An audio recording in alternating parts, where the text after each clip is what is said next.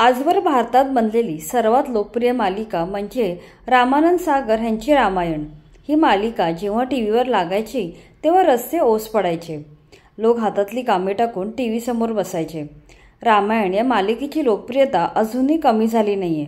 या मालिकेत रामपुत्र लव आणि कुश यांची भूमिका दोन गोंडस बालकलाकारांनी साकारली होती।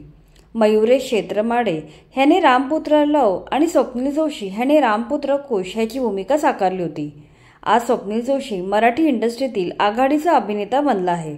या उलट मयुरेशने करिअर म्हणून अभिनय क्षेत्र सोडून एक वेगळे क्षेत्र निवडलंय। मयुरेश सुद्धा आपल्या क्षेत्रात प्रचंड यशस्वी झालाय। तो सध्या कुठे आहे आणि काय करतो हे या व्हिडिओद्वारे आम्ही तुम्हाला सांगणार आहोत। चला तर व्हिडिओ सुरू करूया। मयुरेश ह्याचे बालपण मुंबईत गेलं। लहानपणापासून त्याला अभिनयाची आवड होती। वयाच्या 5व्या वर्षापासून तो अनेक सार्वजनिक कार्यक्रमात बाल एकांकिकामध्ये भाग घेत असे। यातूनच त्याला वयाच्या 12व्या वर्षी रामायण या मालिकेत काम करायची संधी मिळाली। उत्तर रामायणमध्ये रावण वधानंतर घडलेले कथानक दाखवण्यात आले, ज्यामध्ये प्रभू श्रीराम आणि सीतामाता यांची मुले लव आणि कुश यांचे कथानक दाखवण्यात आले होते।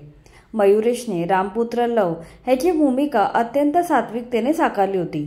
ह्याच्यावर चित्रित झालेले हम कथा सुनाते हे गाणं आजही सर्वांच्या लक्षात आहे। यामुळे या काळात मयुरेशला खूप प्रसिद्धी मिळाली।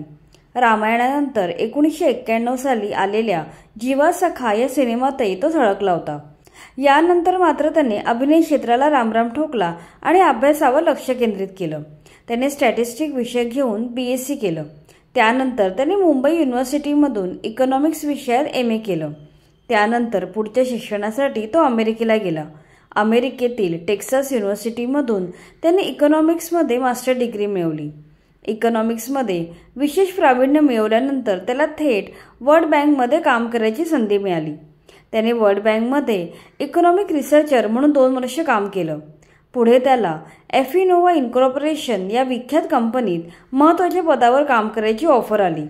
या काळात तो अमेरिका आणि लंडन या दोन्ही देशात वास्तव्यास होता। या कंपनीत काही काळ काम केल्यानंतर तो लंडन इकॉनॉमिक्स इंटरनॅशनलमध्ये सल्लागार म्हणून रुजू झाला। कालांतराने त्याला CJ म्हणजे कमिशन जंक्शन या जगातल्या सर्वात मोठ्या ॲफिलिएट मार्केटिंग कंपनीकडून रिसर्च डायरेक्टर पदाची ऑफर आली। त्यानंतर पुढे त्याला बढती मिळत गेली आणि तो या कंपनीचा व्हाईस प्रेसिडेंट पदापर्यंत पोहोचला। या काळात या कंपनीचे बाजार मूल्य 42,000 करोड रुपये होते। सध्या मयुरेश सर्वत्र बोलबाला असलेल्या AI कंपन्यांसाठी काम करत आहे।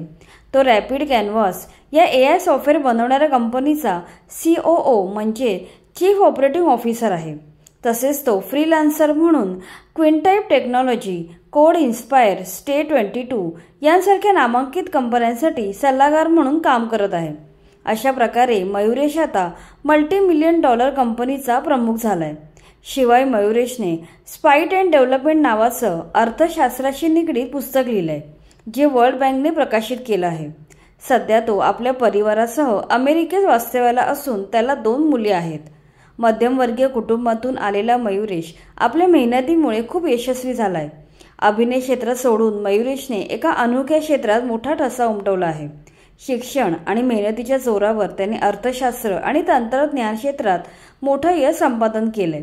त्याने आपल्या कठोर परिश्रमाने आणि बुद्धिमत्तेने स्वतःला एक यशस्वी उद्योजक आणि तंत्रज्ञान क्षेत्रातील प्रमुख व्यक्ती म्हणून सिद्ध केलं आहे।